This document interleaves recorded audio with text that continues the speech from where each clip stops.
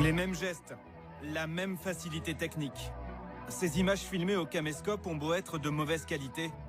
Lionel Messi, âgé de 5 ans, illumine de son talent ce match entre gamins. Un prodige venu de l'autre côté, de l'Atlantique.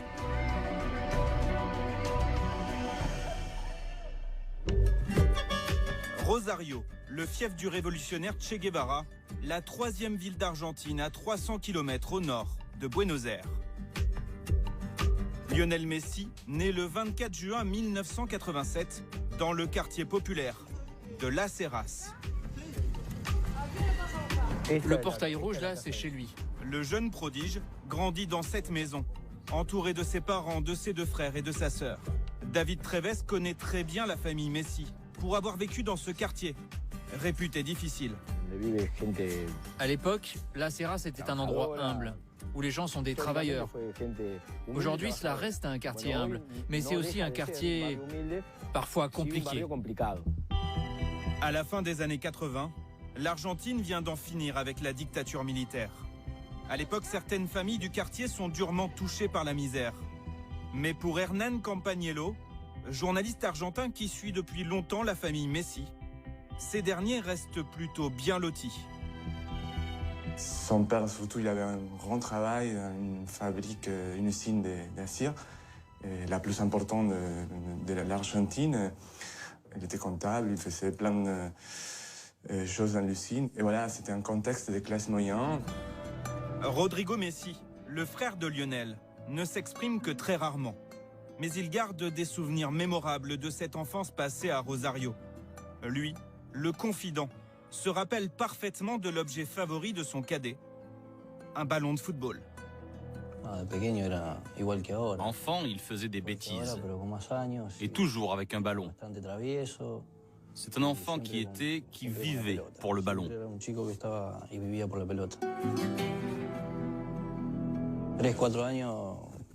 Dès l'âge de 3-4 ans, c'était un enfant qui se révoltait beaucoup. Mais ce qu'on a tout de suite remarqué, c'est qu'il aimait le football. Et il passait ses journées à jouer ? Tout le temps, tout le temps. Ce terrain, celui du FC Grandoli, devient très vite son endroit fétiche. Malgré les faux rebonds, la magie opère chaque week-end. Imaginez un enfant de 5 ans. Il prend la balle, traverse tout le terrain et va marquer.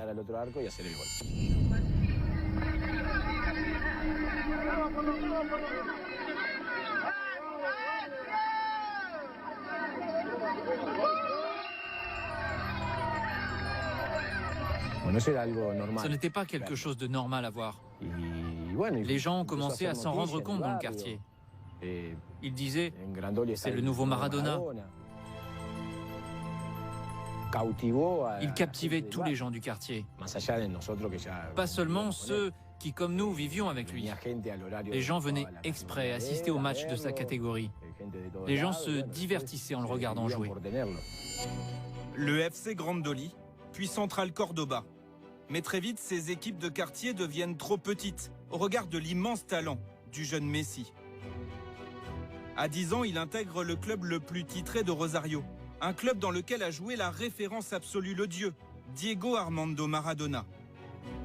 Au Newell's Boys, son entraîneur chez les jeunes est tout simplement stupéfait par ses qualités. Lorsque vous l'observiez à l'entraînement ou en match, vous compreniez l'étendue de son talent. Tout ce qu'il faisait était si spectaculaire.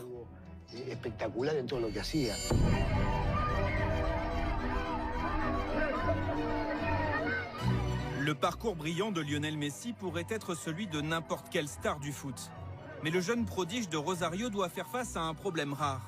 Un souci de santé qui pourrait bien briser son ascension fulgurante.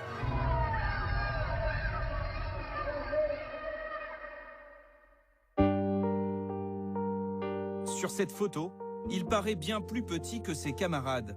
Et pour cause, sa croissance est très lente, trop lente. Sa famille s'inquiète. Ce n'est pas qu'il était trop petit, mais son développement n'était pas adéquat. Il tardait un peu. Ses parents et son club prennent très au sérieux ce problème. Le jeune Lionel consulte donc un spécialiste, un endocrinologue, le docteur Schwarstein. Il faut trouver les raisons de ce déficit de croissance. Je me souviens qu'à 9 ans, Léo mesurait 1m24, 1m25. Il a fait partie de ces jeunes que je voyais régulièrement à mon cabinet pour savoir pourquoi ils étaient petits. Ils n'ont pas tous ce genre de problème. La majorité des consultations se concluent par un diagnostic normal. Tu es petit parce que tu es petit. Mais dans le cas de Léo, il y avait un déficit hormonal. Ce problème peut-il mettre en péril le rêve de Lionel Messi, devenir footballeur professionnel? L'entourage du joueur décide d'agir le plus vite possible. Le traitement consistait à remplacer l'hormone. À ce moment-là, il y a quelques années, on disposait de la même hormone que celle qui lui manquait. Ce traitement se prend de manière quotidienne et sous-cutanée. C'est très facile.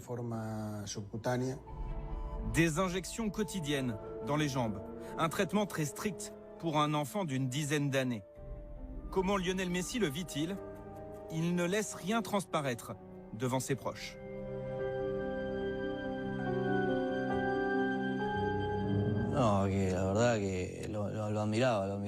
C'est vrai, il était si jeune. Le faire tous les jours, c'était douloureux pour quelqu'un qui voyait cela de l'extérieur. Mais à la fin, c'était impressionnant de le voir. Il ne voulait pas que quelqu'un l'aide? Non, lui seul le faisait. Si Lionel Messi n'en parle pas, le protocole qu'il suit scrupuleusement comble son déficit hormonal et lui permet de poursuivre son rêve. Au début du traitement, il a suivi un processus qui s'appelle le catch-up. Ça signifie qu'il va rapidement récupérer sa taille normale, rattraper son retard. Ça dure 1 an et demi et ça a fonctionné. De combien avait-il besoin de grandir? Il a grandi de 45-50 cm grâce à ce processus. Sur les terrains de Rosario, ses soucis de santé ne l'empêchent pas de continuer de briller. Et la rumeur d'un joueur aux qualités exceptionnelles se répand en Argentine, puis en Amérique du Sud, et même de l'autre côté de l'Atlantique, en Europe.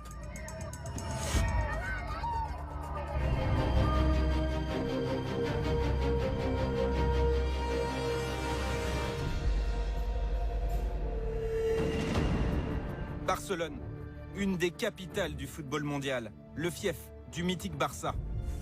Josep Maria Minguella œuvre pour ce club pendant de longues années. À l'actif de cet ancien agent, les transferts de joueurs emblématiques, le Bulgare Stoichkov, le Brésilien Romario, l'Argentin Maradona. En 2000, il visionne les exploits d'un jeune talent, son âge, 13 ans à peine. En principe, je travaille avec des gamins de 18-19 ans, des plus grands qui peuvent être professionnels. Mais des agents de Rosario ont beaucoup insisté. Ils m'ont envoyé une cassette vidéo, parce qu'à l'époque, c'était des cassettes. Et le petit gars faisait déjà ce qu'il fait aujourd'hui, sauf qu'il n'avait que 12 ou 13 ans. Bluffé, Minguella propose d'organiser un test. Pour la première fois, en juillet 2000, Léo Messi quitte Rosario, accompagné de Jorge, son père, direction la Catalogne. À cette époque, Carles Rexach supervise les équipes de jeunes du Barça. Je me souviens, je passais devant ce terrain comme tous les jours. Je me suis arrêté et j'ai tout de suite vu ses dribbles, ses actions spectaculaires. C'était un enfant différent, à un niveau spécial. Le talent est indéniable, mais un des clubs les plus puissants du monde a-t-il vocation à recruter un garçon, certes surdoué, mais encore très jeune, et pas encore formé physiquement? À cette période, personne ne savait s'il fallait dire oui ou non, s'il fallait refuser. Il était petit, il était étranger. Il fallait convaincre les dirigeants du Barça d'investir non pas sur un joueur qui allait débuter le dimanche suivant en équipe A, mais de miser sur un adolescent qui pourrait peut-être évoluer en équipe professionnelle, mais dont le talent pouvait disparaître d'un seul coup. Et ça complique toujours beaucoup les choses. L'état-major du club hésite. Nous sommes en décembre 2000. Plus de 4 mois après le premier test, les négociations n'avancent plus. Le destin du jeune Messi s'obscurcit. Quand on a décidé de le faire signer, on s'est dit qu'il faudrait le faire venir au club pour paraffer le contrat. Et puis il s'est passé une semaine, 2 semaines, 3 semaines. Et ça ne se faisait pas, et ça devait être le lendemain, puis le jour d'après. Au bout d'un moment, son père et son agent ont fini par se fâcher. Ils ont dit, si cette semaine on ne signe pas, on retourne au pays. Un ultimatum qui va bouleverser la vie de Lionel Messi. Le 14 décembre 2000, dans un restaurant barcelonais, un épisode aujourd'hui légendaire se noue. On n'avait pas de papier sous la main. On a pris une serviette de table et on a écrit son contrat sur une serviette. On a fait cela pour les rassurer surtout.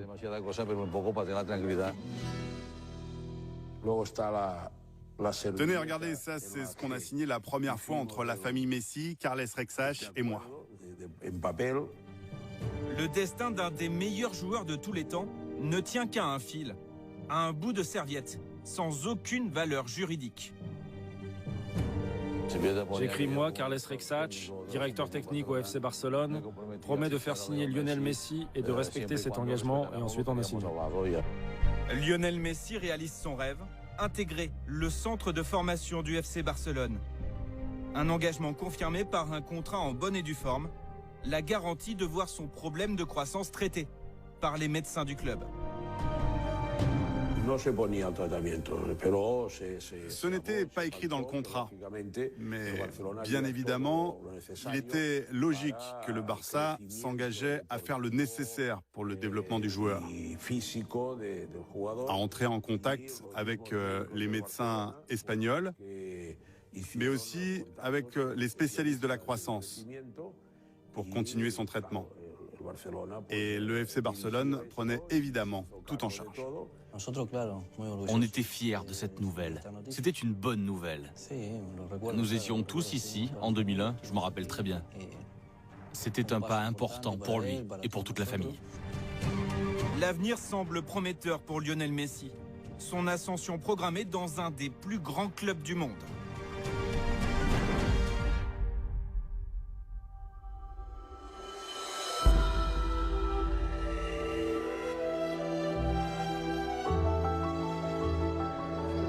La Masia, à l'ombre du mythique Camp Nou.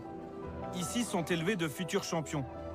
Durant ces années, Lionel Messi y noue des amitiés durables. Il y rencontre ses futurs équipiers Cesc Fabregas et Gérard Piqué.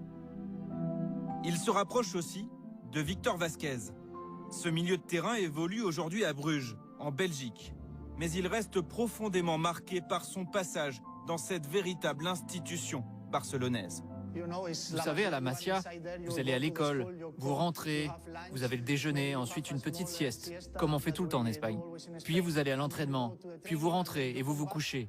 Vous ne voyez pas votre famille, vous ne voyez pas vos amis d'enfance. Vous changez complètement votre état d'esprit.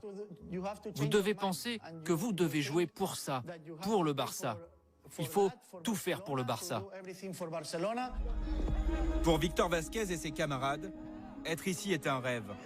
Mais au milieu de ces jeunes apprentis, pleins d'enthousiasme, Lionel Messi semble perdu les premiers mois. Quand il arrive, il est comme perdu. Parce qu'en fait, il est très très timide. Il se mettait tout le temps dans un coin du vestiaire, sans dire un mot. Pourtant, on parlait la même langue, l'espagnol. Mais je pense que c'est avant tout une question de style de vie. C'est une question de personnalité. Il est beaucoup plus calme que les autres. À la Masia, Lionel Messi poursuit son traitement médical. Mais là encore, il se montre particulièrement discret. Je me souviens une fois, il est allé en Argentine pour son traitement.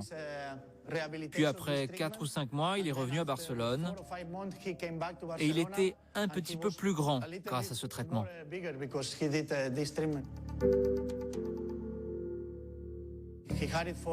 Il le gardait pour lui, pour sa vie privée, parce que c'était très difficile pour lui.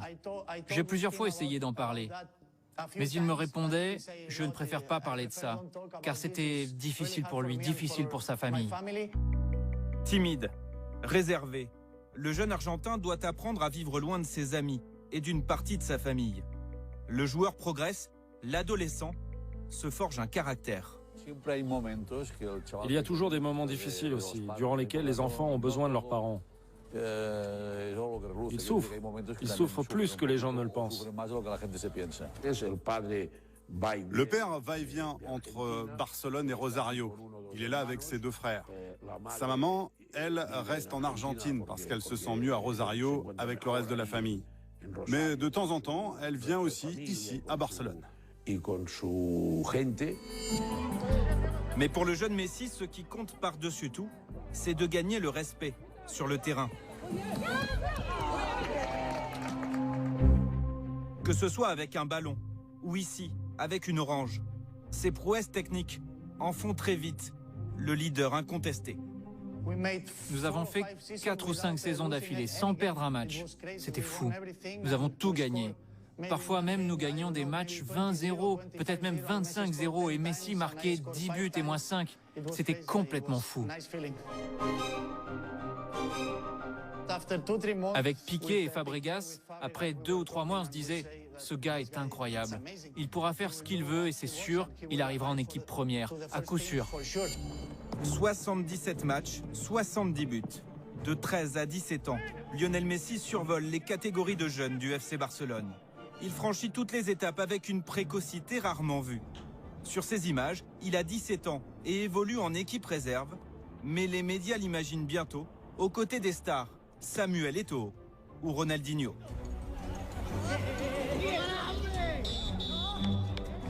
Vous savez, le groupe professionnel est très fort cette année. Je pense qu'ils peuvent réussir une belle saison. Mais c'est vrai, vu le nombre de matchs au calendrier, il y aura peut-être des opportunités pour des jeunes comme moi.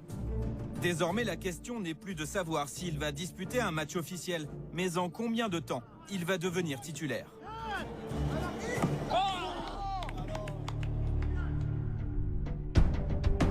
Ludovic Giuli évolue au FC Barcelone de 2004 à 2007.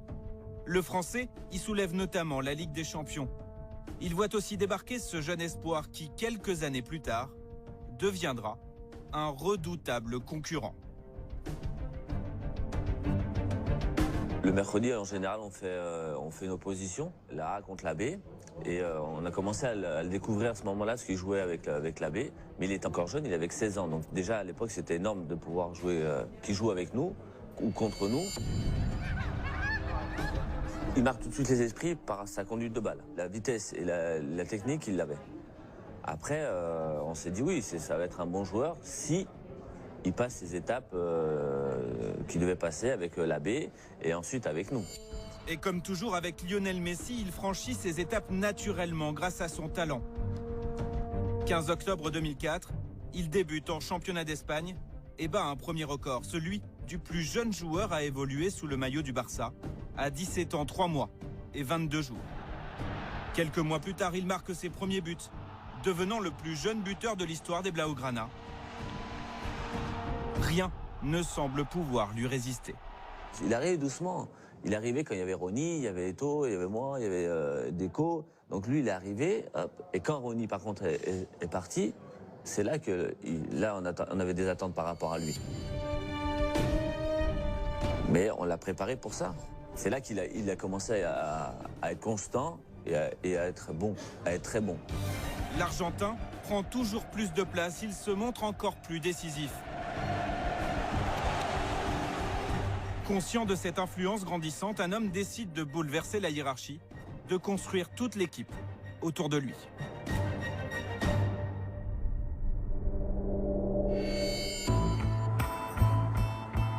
Pep Guardiola est l'ancien capitaine du Barça. Il connaît par cœur les arcanes du club. Avant même son arrivée au poste d'entraîneur en juillet 2008, il noue avec l'attaquant argentin une relation spéciale. Guardiola était toujours proche de lui et il disait « Ok, t'es le meilleur au monde, tu as le droit de faire 2 ou 3 mauvais matchs comme tout le monde et après tu remonteras encore et encore. » Et il poussait toujours Messi. Guardiola croit plus que tout le monde en Lionel Messi. Dans une équipe composée de grands noms comme Thierry Henry ou Samuel Eto'o, vainqueur de la Ligue des Champions 2 ans auparavant, il chamboule tout, les méthodes d'entraînement, comme le leadership. Je pense qu'il a dit à l'équipe « Ok, nous avons Messi.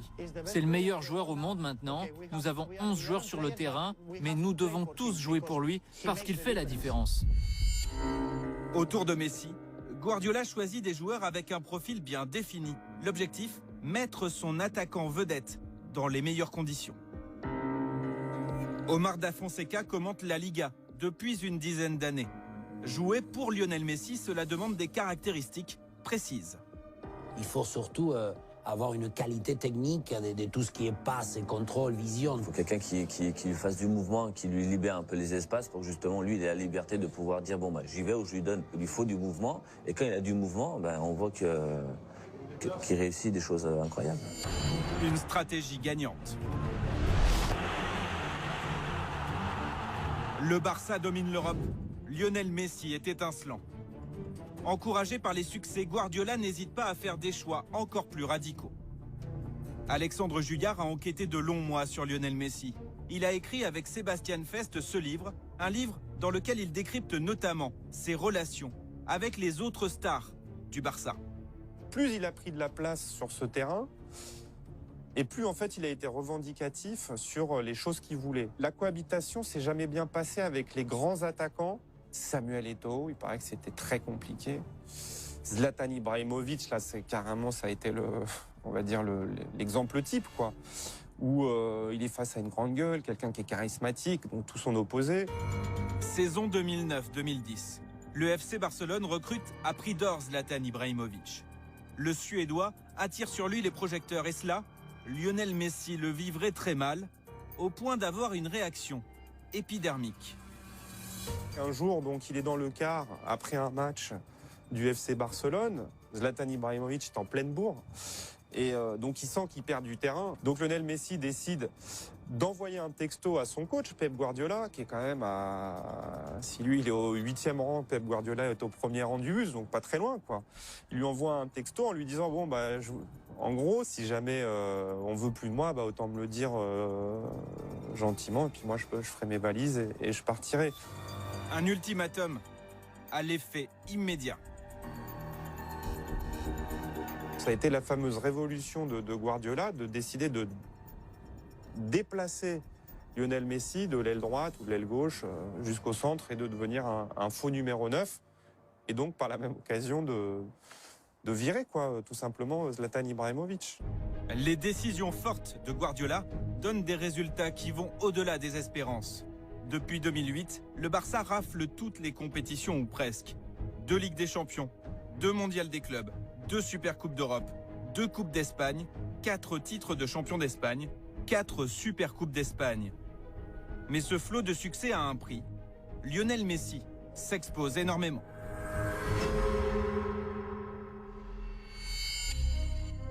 Voici une étude édifiante réalisée par un journal de référence en Espagne. Il répertorie toutes les blessures du joueur star du Barça. 16 lésions, plus ou moins graves, depuis août 2005. Plus remarquable, 2 muscles sont régulièrement touchés, le biceps fémoral gauche et les adducteurs. Alain Simon a dirigé le staff médical du PSG, puis de l'équipe de France.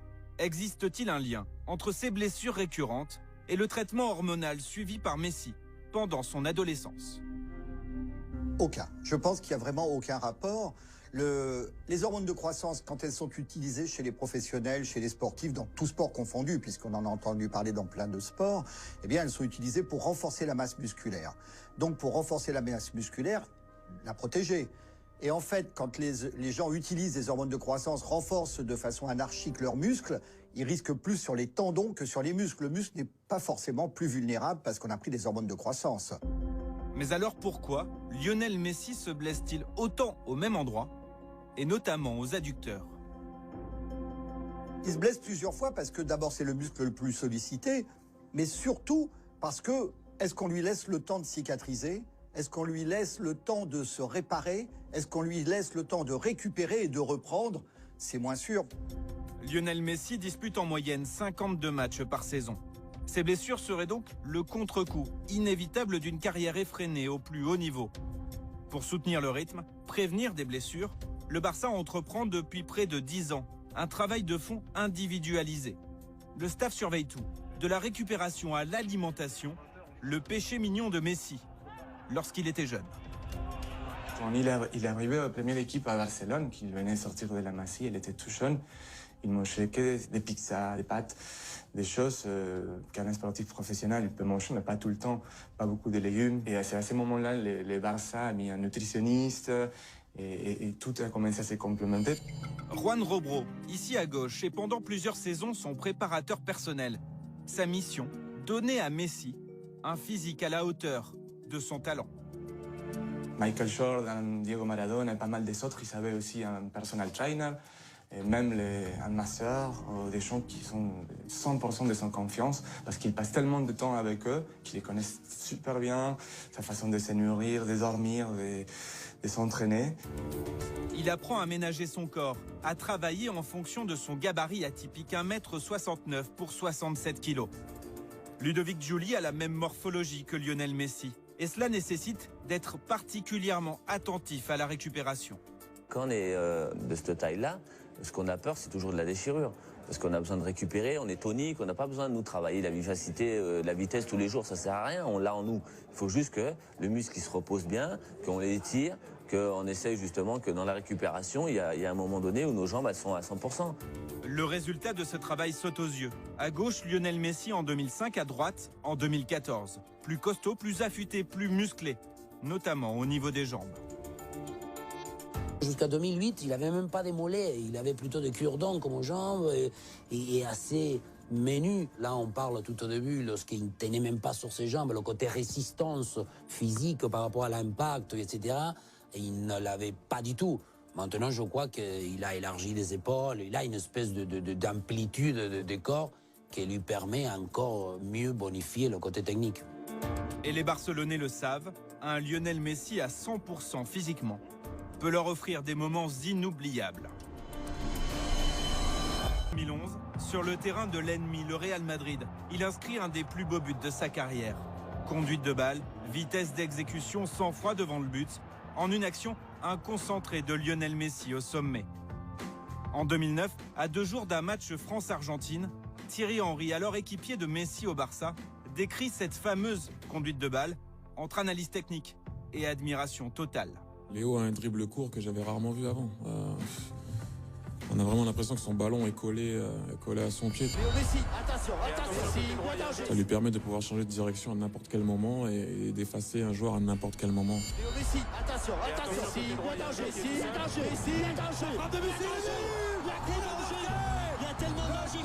Certains évoquent le talent, d'autres n'hésitent pas à aller encore plus loin.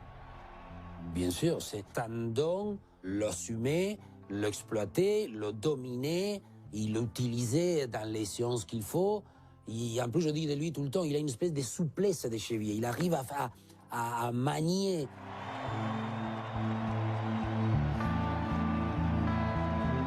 On appelle ça le côté talent, génie, venu on dit tout le temps, je crois qu'il a des sens beaucoup plus développés que n'importe quel autre joueur. Ce qui paraît encore plus fort, c'est que Messi a fait de son point faible sur le papier, sa taille, un véritable atout. Quand on est petit comme nous, on n'a pas le choix. On a la chance d'avoir de la technique et de la vivacité. Et aujourd'hui, la vivacité, on voit que c'est hyper important sur le terrain et on joue avec nos qualités. Nous, on n'a pas demandé d'être petit. On a demandé juste d'aimer le foot et on a ce point fort. Ce point fort, c'est la réaction et la vivacité par rapport aux autres joueurs. Donc ça, nous, on l'a en nous. Messi a ce pouvoir unique, tout faire basculer sans avoir besoin de marquer. Sur cette action, il fixe 3 joueurs de Manchester. La défense adverse est désorganisée. David Villa est démarqué à l'entrée de la surface de réparation. L'attaquant va avoir le temps de contrôler le ballon puis d'ajuster une superbe frappe. Son impact dans une équipe est tel qu'au Barça, il y a l'ère Messi, il y a le reste. Sans aucun doute. Il y a dans cette équipe une Messi-dépendance. On a bien constaté que c'était un joueur indispensable pour nous. Mais la dépendance vaut aussi dans l'autre sens, car dans l'équipe, on fait tout pour lui faciliter le chemin vers le but. L'analyse d'Andrés Iniesta appelle une question fondamentale. Lionel Messi pourrait-il réussir dans un autre club, dans une autre équipe, qui ne lui serait pas entièrement dévouée?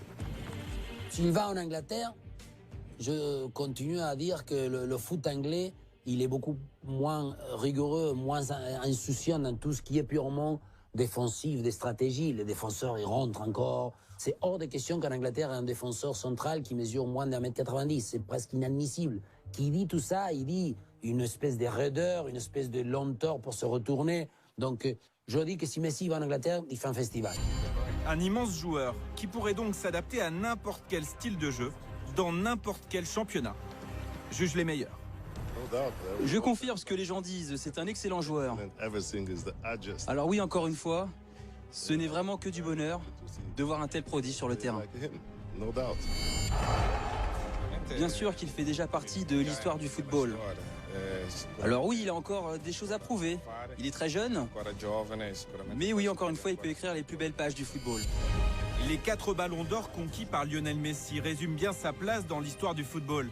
Un joueur unique. Messi sur le terrain, son talent fait l'unanimité. Sa personnalité reste, et c'est rare pour une star de cette ampleur, extrêmement méconnue.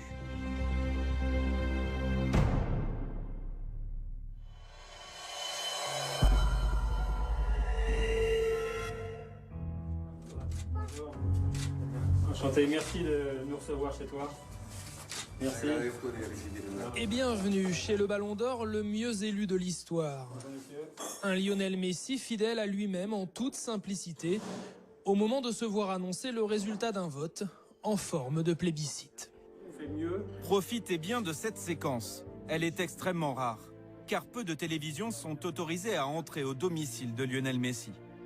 Ce soir-là, l'occasion est exceptionnelle. Il remporte son premier Ballon d'Or. Entre boissons gazeuses et toast, sans ostentation, l'Argentin reçoit chez lui quelques membres de la rédaction de France Football et confie sa joie à mots comptés.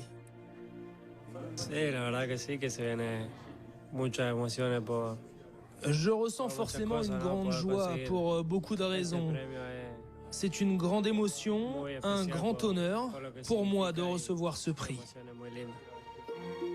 Messi vient d'être consacré meilleur joueur du monde et pourtant, difficile de trouver beaucoup d'enthousiasme dans ses paroles ou dans son attitude. L'homme est mystérieux puisqu'on ne le connaît pas, il donne très peu aux médias, il a a priori, sur ce qu'on sait, sur ce qu'on voit, sur ce qu'on entend, c'est quelqu'un qui n'aime pas parler, qui n'aime pas se retrouver en face à face avec quelqu'un. Donc déjà, voilà, une communication, on va dire, assez restreinte. Tous ceux que nous avons interrogés sont unanimes. Qu'ils aient connu Messi, enfant, adolescent ou adulte, tous évoquent un trait de caractère en particulier, sa timidité. Léo, on l'entendait pas, on l'entendait de temps en temps sur deux, trois conneries qu'on faisait, mais c'était quelqu'un de très réservé. Hein. Normal, tu as 16 ans, tu te retrouves dans un vestiaire pro avec des phénomènes, voilà. Ce qui est aujourd'hui la même chose, parce qu'aujourd'hui il est un peu moins timide, mais quand je le vois, quand je le rencontre, il y a toujours ce moment de timidité de 5 minutes, après ça passe.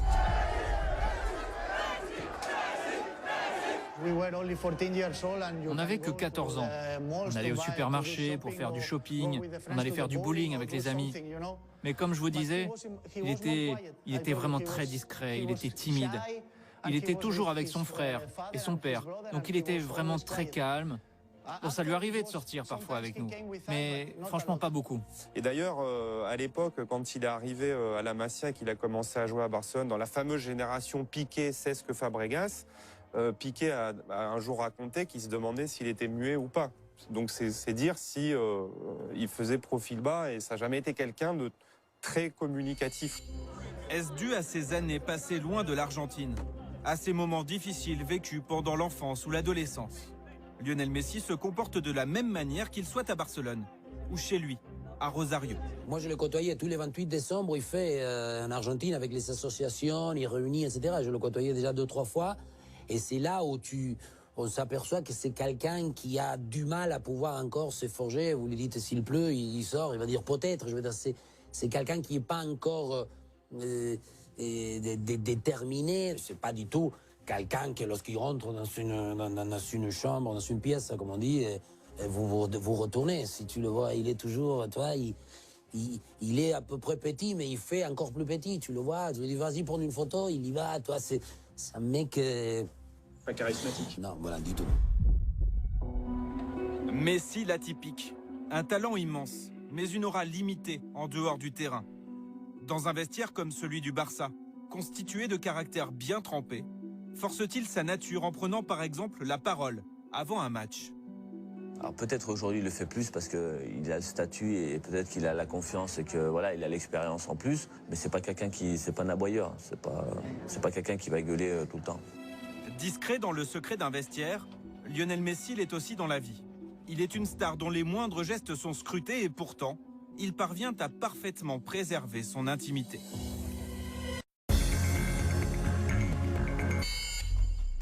Voici une information certaine. Toute la famille Messi vit au calme ici, à Castelldefels, à une trentaine de minutes en voiture du centre de Barcelone. Pour le reste, comment le quadruple Ballon d'Or occupe-t-il son temps libre? À quoi ressemble sa vie? C'est difficile de le dire, il se montre pas, il bouge pas beaucoup, c'est quelqu'un qui dort beaucoup, ça on le sait. Tout le temps avec la famille, mais s'il rentre de l'entraînement, tout le monde est à la table. Midi, soir, toute la famille habite dans les mêmes quartiers et on se retrouve, oui, pour déjeuner, pour dîner.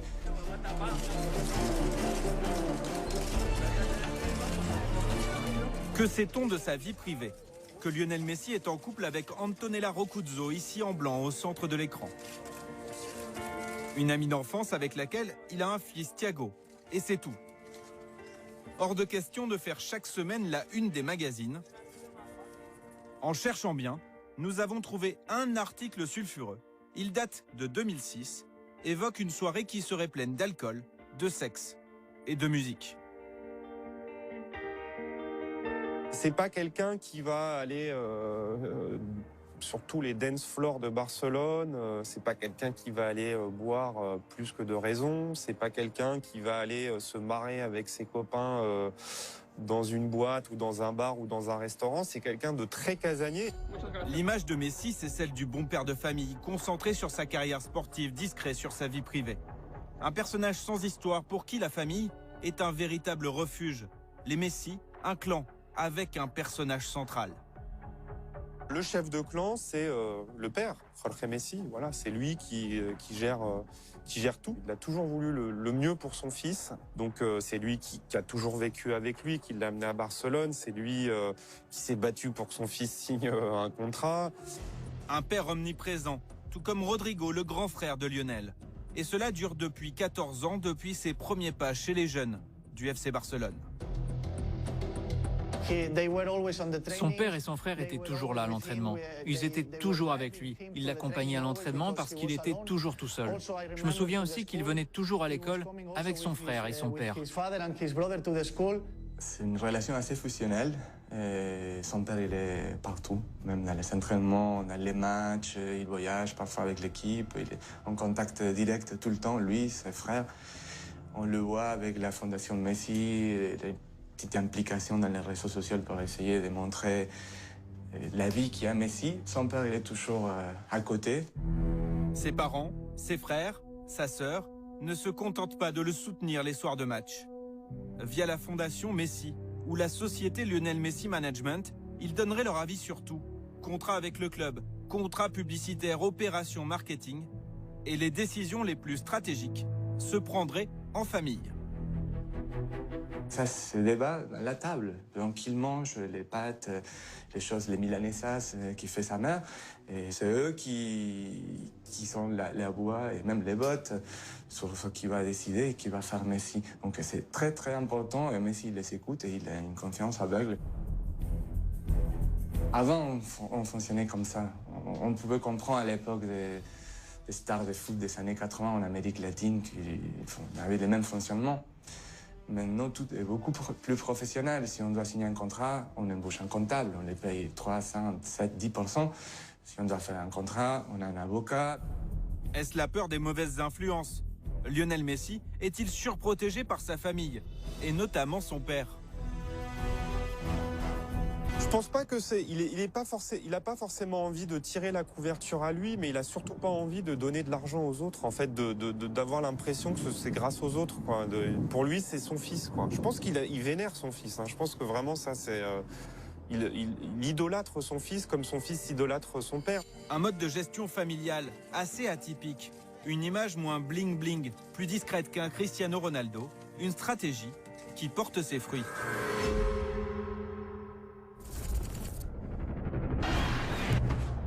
Lionel Messi, héros du dernier spot de son équipementier. Une pub diffusée dans le monde entier, vue 40 millions de fois sur YouTube. Messi choisi par son sponsor pour contrecarrer l'autre icône du foot mondial, Cristiano Ronaldo. En 2013, en termes de contrat publicitaire, l'Argentin serait devenu la référence mondiale devant David Beckham. Il ferait mieux que son rival sportif, le Portugais Cristiano Ronaldo, avec 26 millions de revenus. Presque une surprise. On se rend compte qu'aussi son image est beaucoup plus... voilà, c'est quelque chose de plus sérieux sur des grosses marques qui peuvent communiquer partout à travers la planète. Je pense qu'il est quand même au même niveau que Cristiano Ronaldo. Vincent Chaudel est un spécialiste du marketing sportif. Sur le long terme, Messi, l'anti-héros, peut-il devenir une marque plus forte que Cristiano Ronaldo, son physique avantageux, ses déclarations tapageuses? Cristiano Ronaldo soigne cette dimension marketing depuis bien plus longtemps que Messi, et qu'il a occupé un territoire qui sera difficile pour Messi d'aller chercher, parce que s'il veut juste aller chercher entre guillemets le territoire de l'excellence, Cristiano Ronaldo peut rivaliser. Alors, est-ce qu'il aura le même sex symbole que Cristiano Ronaldo pour les jeunes, tant en Asie qu'en Europe qu'en Amérique? Ça risque d'être un peu compliqué. L'image marketing de Lionel Messi tend à se développer, à séduire un public encore plus large. Et pourtant, un épisode récent est venu écorner sa réputation. Un scandale assez inattendu qui a fait très grand bruit en Espagne et remis en cause son intégrité et celle de son entourage.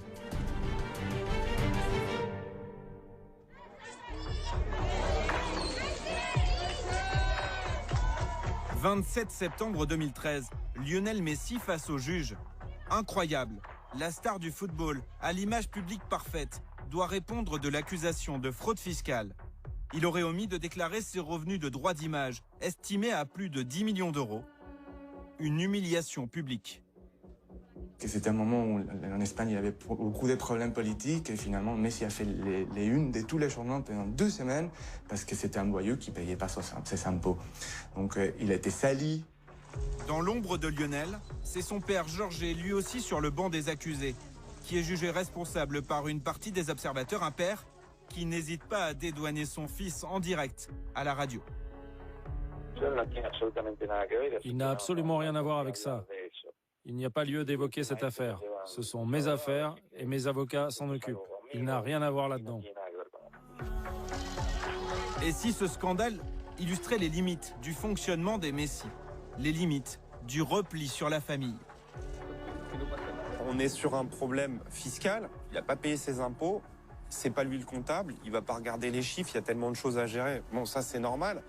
Après, de dire qu'il n'a aucune responsabilité dessous, c'est un peu facile quand même, parce que ça veut dire, c'est son argent quand même, c'est lui qui le gagne, c'est lui qui doit payer des impôts. Cet épisode-là, pour moi, est assez significatif de ce qu'est Lionel Messi et comment il gère sa vie.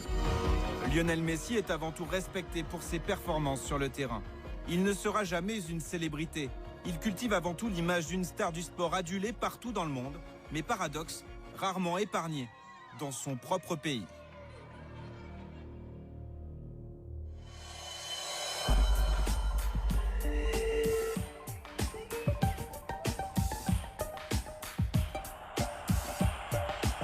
Un accueil digne de champion du monde.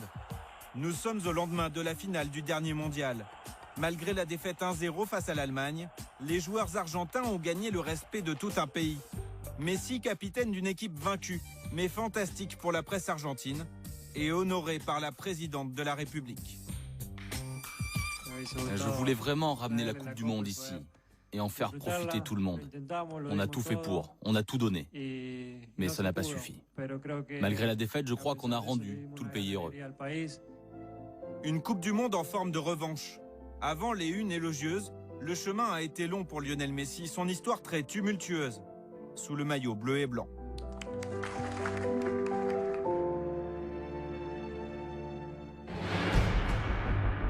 « 17 août 2005, la Pulga la Puce, comme on le surnomme dans son pays, fête sa première sélection. Il ne reste que 47 secondes sur le terrain après un carton rouge. L'histoire commence mal. Mais ce qui dessert Messi, ce n'est pas cette expulsion, la seule et unique de sa carrière à ce jour, ni ses qualités footballistiques, non. C'est son parcours personnel qui ne plaît pas aux supporters. Tout le monde en Argentine, si on sait que tu es très fort, on n'aime pas trop que tu aies quitté l'Argentine pour aller habiter en Espagne. Les Argentins reprocheraient à Messi d'être parti trop jeune, à l'âge de 13 ans. Hernán Campagnolo s'est lui aussi exilé pour travailler en Europe. Le regard serait parfois acerbe vis-à-vis des expatriés. Et dès qu'on rentre en Argentine, on ne regarde pas de la même façon. On pense que nous, on est des Européens, qu'on a beaucoup d'argent, qu'ici tout est facile. Donc voilà, de toute façon, tu n'es pas ici pour savoir comment ça se passe. Donc il y a toujours une méfiance, mais aussi, on n'est pas égal. C'est un reproche ? C'est un reproche avec beaucoup de rancœur aussi, ouais. Lionel Messi a forgé sa légende à Barcelone, à des milliers de kilomètres de Buenos Aires. Gagner le cœur des supporters représente, dès ses débuts, un immense défi. Souvent, en fait, les joueurs de sélection argentine, ils ont toujours pour eux d'avoir joué pour un club argentin. Donc, le mec qui a joué à River Plate, le mec qui a joué à Boca Juniors. Et donc, ils ont un soutien d'une certaine frange de la population ou de certains supporters. Lionel Messi, lui, quand il arrive en équipe d'Argentine, déjà, on se demande s'il est argentin, s'il est espagnol, qu'est-ce qui lui a pris dans sa tête d'aller partir en Espagne, alors qu'en Argentine, on forme très bien les joueurs. Enfin, il y a déjà du scepticisme assez important. Lionel Messi a-t-il conscience de ce décalage avec son pays? Nous sommes en 2006 et il tente d'arrondir les angles. Je me sens argentin, mais c'est vrai que je dois beaucoup à la Catalogne et au Barça qui m'ont accueilli. Outre le simple éloignement géographique, il existerait un autre décalage entre Messi et l'Argentine, la mentalité.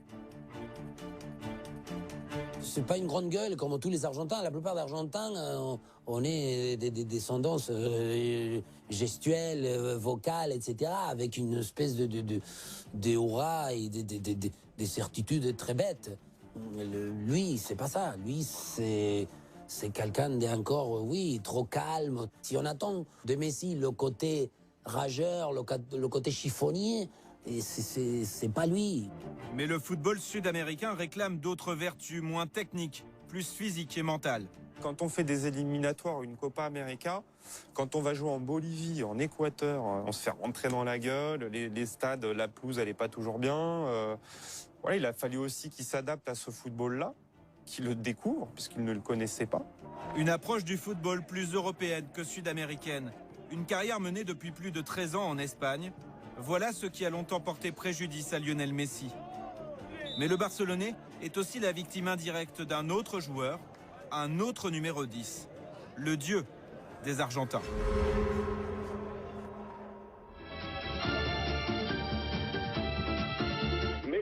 Parfois, Messi joue pour Messi. Il se sent tellement supérieur qu'il oublie ses compagnons de jeu.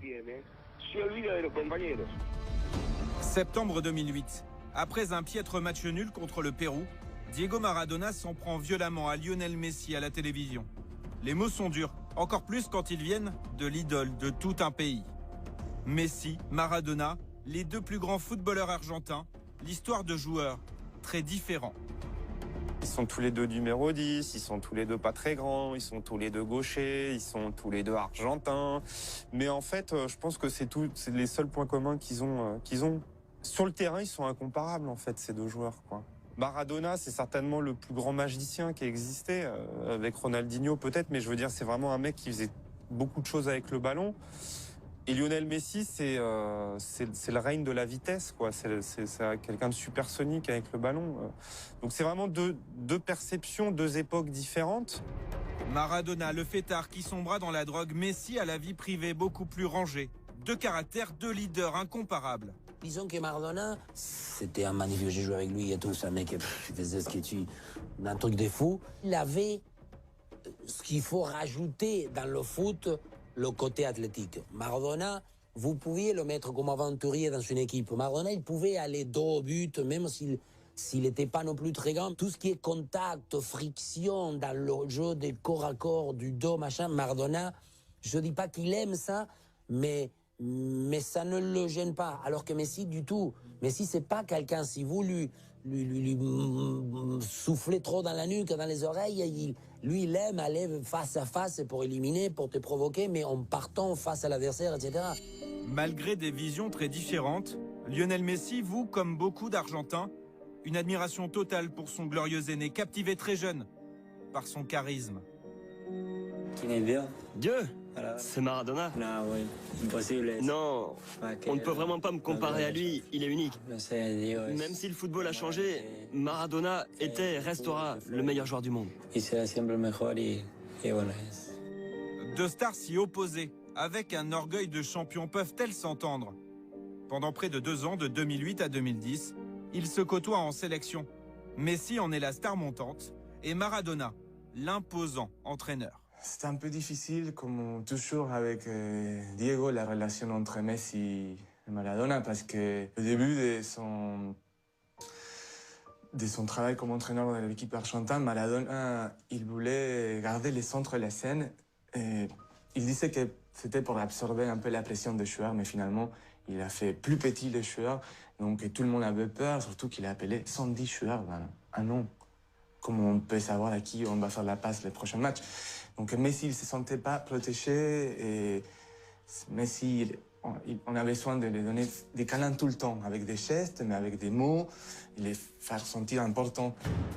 Dans le secret du vestiaire, Maradona tente de bousculer le naturel réservé de Messi. Pour lui, le football, c'est avant tout une question de motivation. Donc il devait mettre des taquets à Lionel Messi en lui disant on y va et tout ça.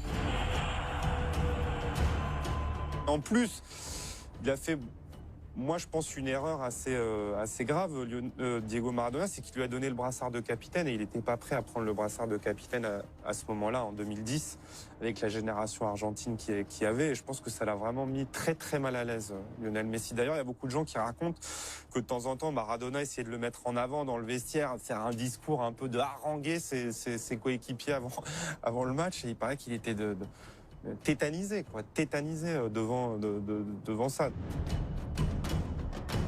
Il y a des choses dans un comportement, dans une personnalité qu'on ne peut pas acheter dans un supermarché. Moi, je n'y crois pas qu'on puisse prendre des 300 grammes de caractère, des 200 grammes de coucougnettes, des rages. J'y crois pas à ça. On peut toujours essayer de dire « oui, ça sera bien que j'ai mon caractère », c'est forcé à. Mais encore une fois, dans le sport, je vois que lorsqu'on force quelque chose, on dénature. Aujourd'hui encore, Diego Maradona reste la référence. Pourtant, Lionel Messi a amassé plus de titres en club, avec notamment 3 Ligues des Champions. Mais il lui manque le plus important aux yeux des Argentins, le trophée avec la sélection qui aurait pu faire de lui une légende vivante, la Coupe du Monde.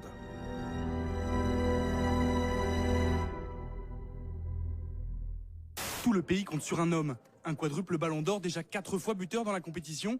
Un Messi qui se verrait bien dans le rôle du sauveur, lui qui n'a encore rien gagné avec les ciels et bleus. Nous sommes au mois de juillet 2014 et l'Argentine se prend à rêver. Les supporters imaginent déjà un nouveau sacre mondial après ceux de 1978 et 1986.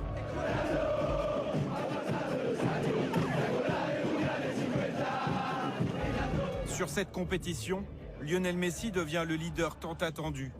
4 buts, une passe décisive, un capitaine presque aussi à l'aise qu'au FC Barcelone. Il fait un super premier tour. Franchement, il est monstrueux. Enfin, il fait gagner l'Argentine à lui tout seul les 3 premiers matchs. Le 8e de finale contre la Suisse, franchement, il est très bon parce qu'il fait beaucoup d'efforts défensifs. Quand on regarde le quart contre la Belgique, là, franchement, il est très fort. Après la demi, moins, mais il a beaucoup défendu. Et la finale, il y a cette fameuse occasion où s'il met le but, là, on n'en parle même plus. Hein. Aujourd'hui, on dit que c'est le meilleur joueur de tous les temps. Ce soir-là, en finale, l'Argentine s'incline 1-0 en prolongation face à l'Allemagne. Si Messi ne marque pas, cette Coupe du Monde valide une nouvelle philosophie. L'équipe nationale doit aller encore plus loin, jouer pour Messi. Il nous a manqué l'ambition, il nous a manqué le fait d'aller vouloir jouer pour gagner, pour donner une espèce de dimension, d'être supérieur à l'adversaire. En ayant Messi, moi je dis tout le temps, tu as la carte la plus forte. On a donc, essayons de le mettre dans la meilleure condition. Le système qu'a le Barça et ce qu'on voit avec l'Argentine, ça commence à être un peu similaire et on voit que Léo se lâche un peu plus avec son pays et devient plus libéré dans son jeu. Et c'est ce qui fait qu'aujourd'hui, l'Argentine aussi progresse. Critiqué jusqu'ici pour son manque de résultats avec l'Albiceleste, son départ très jeune pour l'Europe, Lionel Messi a-t-il renversé l'opinion publique? Oui, a beaucoup changé son image. Il a joué 7 matchs. Il a été très fort. L'Argentine a fait une très belle Coupe du Monde avec les matos qu'il y avait, parce qu'il faut être réaliste, c'était inattendu. À 27 ans, Lionel Messi a tout gagné en club. Il ne lui reste plus qu'un seul défi, mener l'Argentine à la victoire en Coupe du Monde. Ce titre qui ferait de lui peut-être le plus grand joueur de tous les temps. Le mondial en Russie dans 4 ans, son ultime obsession. On est en train de voir cette année qu'il est en train de faire évoluer son jeu, qui devient plus numéro 10. Et donc ça, pour moi, ça veut dire que c'est aussi un signe de lucidité de sa part. C'est de se dire, il a plus 20 ans, donc il sait qu'il va perdre de la vitesse, de l'explosivité et tout ça. Il a assimilé le côté et devenir un peu plus meneur, un peu plus passeur, un peu moins dans l'expression de l'action individuelle. Lionel Messi, c'est pas que de la vitesse, quoi. Et là, on va découvrir un nouveau Messi. Et pour moi, on en a pour encore 4 ans. Moi, je le vois bien aller encore 4 ans, et puis dans 4 ans, ça va se terminer, quoi.